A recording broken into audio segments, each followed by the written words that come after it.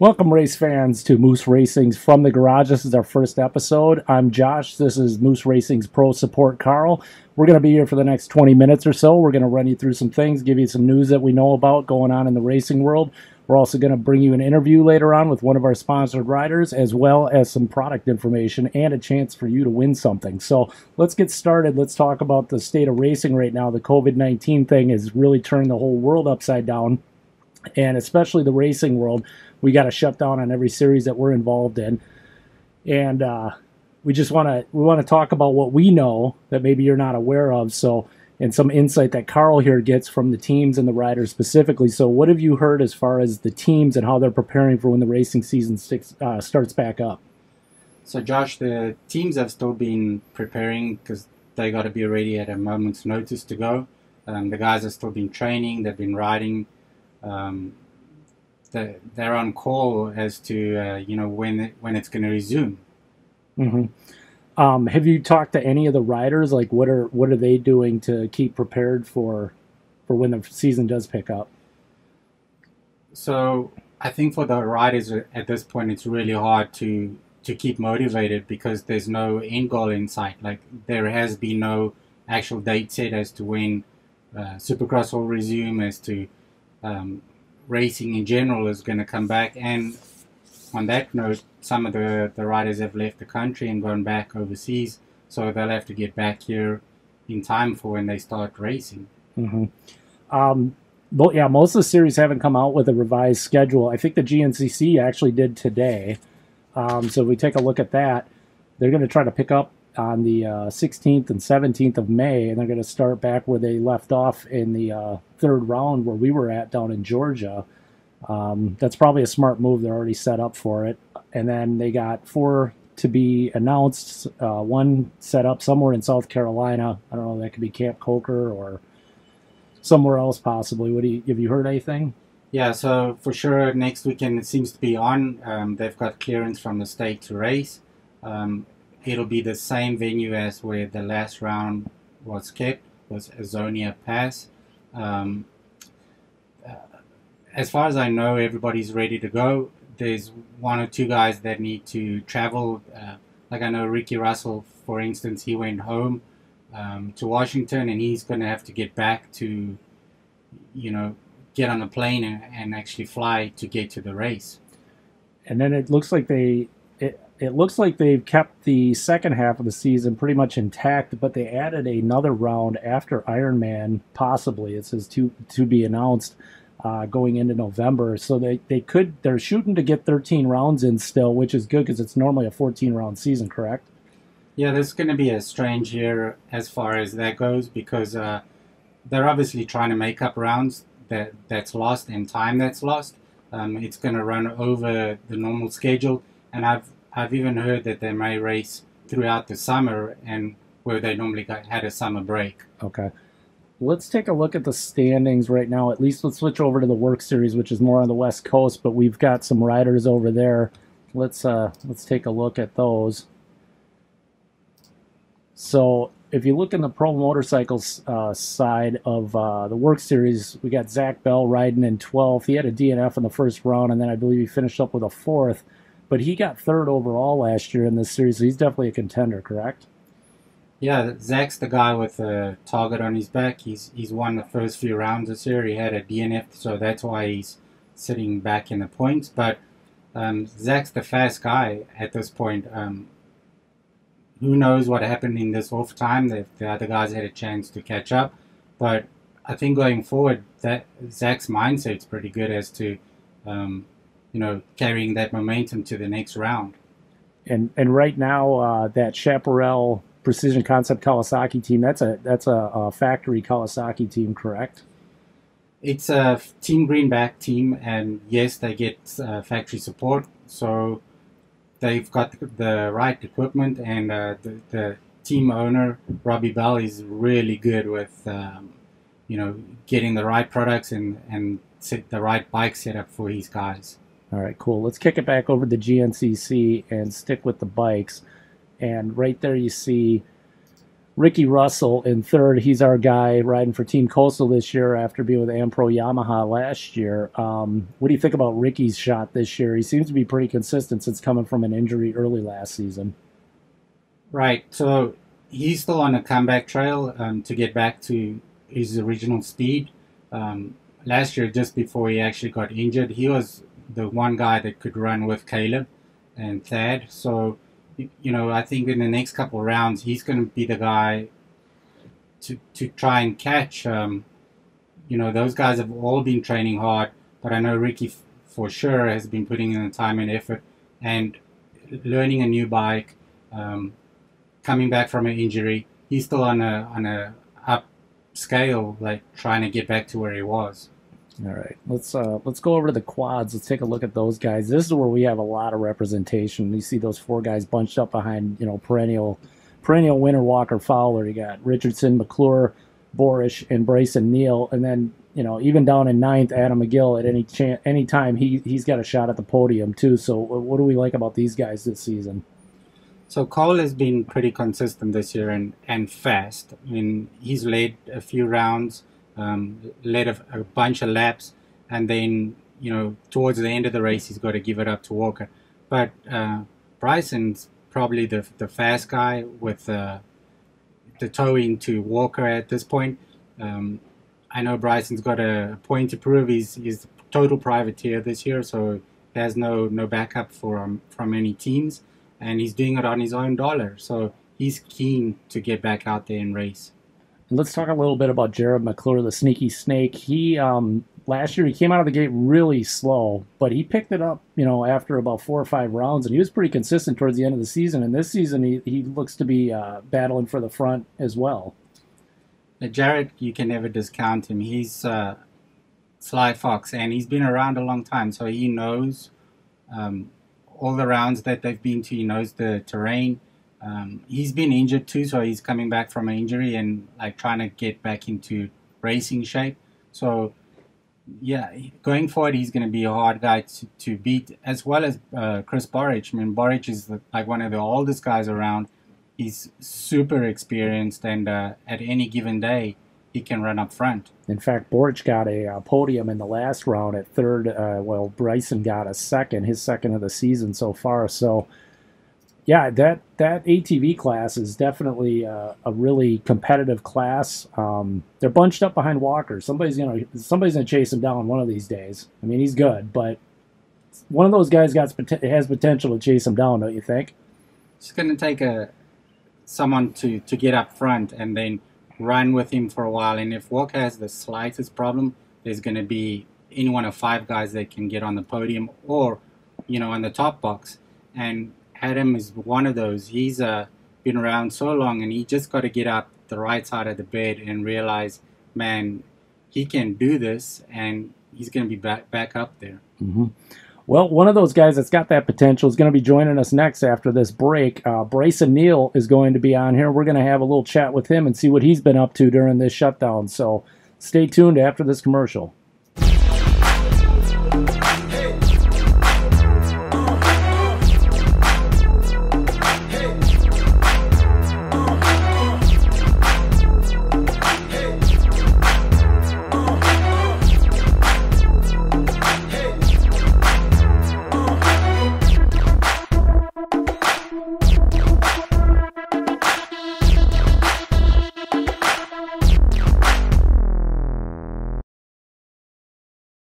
All right, we're back, and we want to thank you for joining us for our first episode of From the Garage. Right now, we're joined by one of the top XC1 ATV racers in the GNCC, Brycen Neal. Brycen, what's going on in Ohio?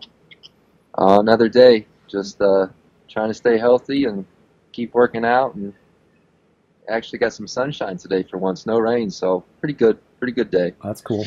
I'm sure you're aware GNCC came out with a revamped schedule here today, actually, I think. It's going to resume next week back in Georgia where the third round was. That's where we saw you down there. That's been one of your favorite tracks. Are you kind of happy to go down there? Yeah, honestly, I'm looking forward to it because I don't know what it is about Georgia, but I always just end up doing really good there. Whenever we race at the General, and then the other place, I think it's called the Spartan or Sparta. Sparta, Georgia. I did really good at that racetrack too as well. So I don't know, like the Georgia, the soil, the clay firms up real nice, and I like the woods too. That's cool. What have you been doing with this shutdown? How racing's been down since what, this first weekend, second weekend of March. What have you been doing to keep prepared for when it does resume next week? Yeah, it's been a weird time. I didn't ride directly whenever everything got shut down. I kind of took some time off of riding because I didn't know if it was going to be months, how long this thing was going to get dragged out, and how long it's going to last. And I'm my own I'm my own mechanic. I do all my own work, so I was trying to save some time on the bikes and the equipment. But I still stayed working out the whole time, and I it's kind of like all I do. It's all I have to do, really. Right. So kind of trapped at the house. So eat food and work out. Nice. Right. You touched on, you're your own mechanic, you're kind of your crew chief, all that stuff. You went privateer this year. What's that been like? Has there been any surprises making that jump into that you didn't really expect, or did you have it pretty planned out? No, not really. It's been pretty smooth this year, smooth transition. Last year we worked with Chris Landers and Drew on the Land Mills XC. They went a different route, and so did I. And honestly, not a lot's changed. Kind of kept the same program, everything pretty well, and it's been really good at the races, everything with Dad. And I've had a lot of friends and family come out to the first 3 races and help me out, so that's been huge. So try to keep them coming to the races and have my back and showing their support, and it's really helpful. The GNCC's got 3 rounds in the book so far. You're currently 5th in a really highly competitive field. So far, what have you gathered that you've been able to piece now with the shutdown, everything's kind of up for grabs, but have you seen anything in the first three rounds that kind of shows you what to expect for the rest of the season? I should have at the least 3 seconds right now. The first race of the year, Big Buck, I had a chain issue. I was running second place there, so shoulda, woulda, coulda. But I finished second at the other 2 races, and really happy with that. But looking forward to getting back to racing the rest of the year. Just I want to stay top 2. Maximize my points because I lost all those points first round. Kind of 2 years in a row, I've started out under the gun, and just maximize my points every weekend. Not every weekend's going to go perfect. Stuff's going to happen. Someone's going to hit me in the side, get spun out in the start, something crazy. It's GNCC, but just the goal is to stay strong, get a good start, and just maximize points first or second, week in, week out. You mentioned you had your 2 seconds in a row. You had Wild Boar, and then you had the General. You've been really consistent, especially over the last year. What do you attribute that to? That's a really good question because I don't know. Whenever I first jumped into pro class, my very first year when I moved to XC2, I was like, I want to be that 6th place man. I want to be like the next man on deck. So, because all those guys I knew starting out, they was kind of like a different area code, and I was young, I had a lot to learn, but my whole goal that year is like, I want to be the 6th place man, and I was consistently like right there. And then the next year I was like, I want to be top 5. Stepped it up, and the next year is like, man, I want to start getting the podiums. It's like year after year, I've just figured out how to kind of consistency, like up it a little bit more. And last year I got a lot of second places and got a win. And this year I started out with 2 second places now, so I want to get more wins though. So if I can up my consistency and start getting some wins week in, week out, man, that'd be huge. So that's what we're working at, but. Yeah, you had a lot of second place last year. You got a first place at X Factor. Do you think that catapulted you into where, you got 2 second places this year. You've been running really good other than that first round. You just had a little bit of a hiccup. Do you think you're going to be able to keep that climb up? Do you see that coming this season?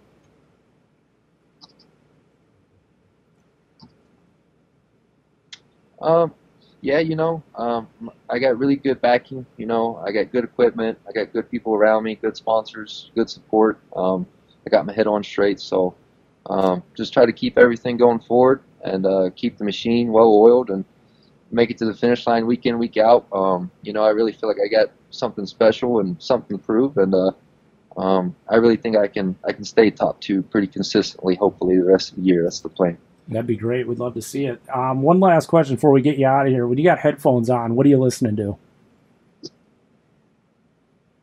Oh man, it changes weekly. I got Spotify. Whatever pops up on New Music Friday, you get that new song, and I just play it over and over. But it's not that. It's usually Post Malone. Lil Uzi. I like rock. I love my Blink-182. Stuff like that. So I'm pretty versatile. I listen to everything: country, rap, rock. I listen to it all. All right, I lied. Carl's got a question for you. With this time off and you going back to assessing what you've done in the first 3 rounds, is there anything that you have changed or a mindset that you have changed to beat Walker? Because he seems to be the guy with the target on his back, but week after week he still gets on the top box. Yeah, you're right. It's been, this whole 2-month break has been a blessing and a curse, I guess, at the same time. It was unfortunate because a lot of us never wanted to happen, to break up the momentum of racing, but we don't often get chances in GNCC because you do the first 9 races just boom, boom, boom from March straight to June. You never really get a break to kind of sit back and reflect on stuff. And sit back and I thought about how the first few rounds have unfolded and what he's done and how he's done it and what I've done. And I just kind of just sit back and got my pen and paper out and just trying to take down notes of his program and how it's operating and what I can add to mine and what I can change. And I've noticed a couple things, and won't say it out loud, but hopefully put them to use next week in Georgia. Nice. Well, we know you're going to be ready next week when they drop that flag for sure. So we want to thank you for joining us on our first episode. You got anything else you want to say to the fans before we check out? I'll see you guys soon. See you guys next Saturday, and probably some Sahara Moose racing gear because it's going to be 87 degrees. It's going to be hot, so it's going to keep me fresh, keep me cool, and make it to the finish line. Hopefully have a good day. See you guys soon. Awesome. Well, we're going to take another break here, and we come back, we're going to have a product spotlight, and we're going to give everybody a chance to win something for free, so come on back. It's no secret that Moose Racing makes the best gear for the intensity of off-road racing. Doesn't matter if I'm battling the sun and heat at the Wild Boar GNCC in Florida, or dealing with all 4 seasons at Ironman. And that's why on race weekends I wear my M1 racewear, Sahara gear, M1 Agroid racewear, or qualifier gear to represent the industry leader.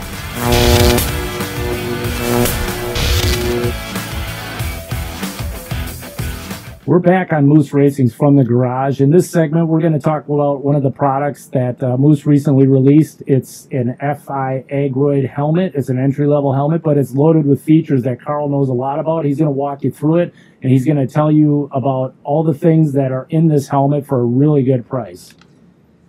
So this is the Agroid graphic that we released in 2020. It comes with a load of features for an entry-level helmet. It's priced at $149.95. It has a few unique features, 9 intake vents, 3 exhaust vents for really good ventilation. It has a unique MIPS system, which is a multi-impact directional protection system.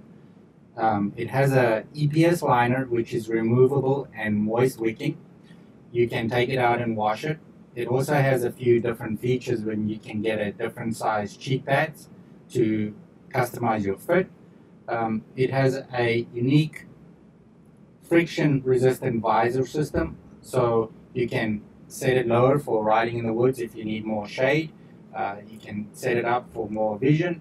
It has a really big opening for your goggles and makes the vision really good. It has a lightweight ejection molded shell, and the shell comes in 2 different sizes. So for the smaller helmet, you get a smaller shell size, a bigger helmet to bigger. It goes in a few sizes from extra small to 3X. And it comes in 4 colorways at this point. The graphic itself, that's something that we've introduced in recent years on like our casual. See it on the sweatshirt. We've had hats. They're all very popular. It seems to be a really popular image.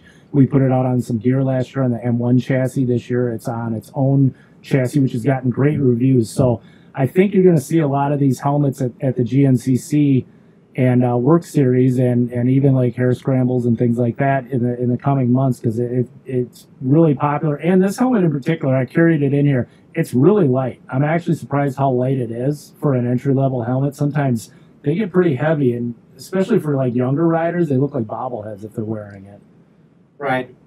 We try to cater for a variety of people with this helmet. It has all the safety features, like I mentioned, MIPS, DOT, and ECE rated.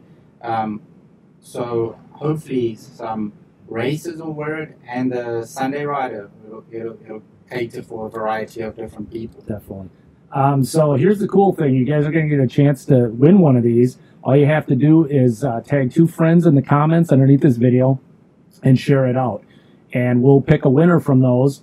And we, like he said, he's got a range of sizes. We got 4 colors, so we'll be able to get you whatever you need for it. So that's all you have to do is tag 2 friends and share the video out, and we'll pick a winner before our next episode, and we'll announce who that winner is. Speaking of our next episode, that should probably be within the next couple weeks. That's what we're going to shoot for. By then, we'll have another round of the GNCC, so we'll have lots of things to talk about. We'll have another rider in to talk and get some more in-depth on what they're up to. And we'll have more insight. We'll have another product to throw out to you, probably some giveaways as well. So until then, we want to thank you for joining us. We definitely want to thank Brycen Neal for being our first guest and letting us know what he's doing during the shutdown. And we want to thank you guys for joining us too. And we look forward to talking to you in the future. Thanks a lot. See ya.